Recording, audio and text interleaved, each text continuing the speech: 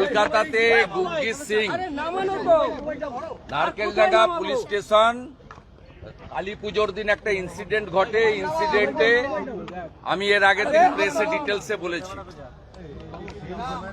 ওখানে মুসলিম পিপলদের এগেনস্টে কেস হয় এবং হিন্দু শিখ পিপলদের এগেনস্টে কেস হয়। 10 দিনের মধ্যে মুসলিমদের বেল করিয়ে দেওয়া হয়, যেহেতু তারা মমতা ব্যানার্জির ভোট ব্যাংক।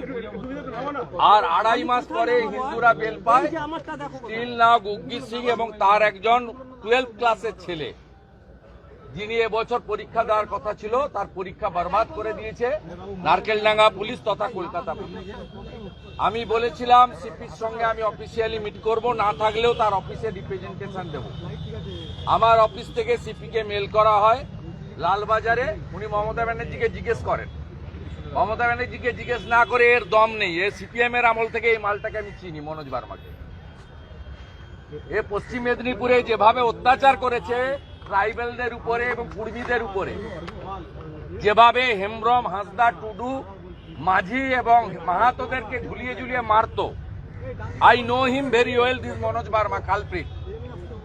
এই লোকটা মমতার নির্দেশে লালবাজারে না বসে ডিসি সেন্ট্রাল অফিসে আমাকে ডাকে এবং এখানে আমি ওকে বলেছি যে মুসলমানদেরকে 10 দিনে বেল দিয়েছেন আর হিন্দুদের শিখদেরকে আটকে রেখেছেন। এটা কোন সরকার চলছে? এটা কি পাকিস্তান না বাংলাদেশের পুলিশ?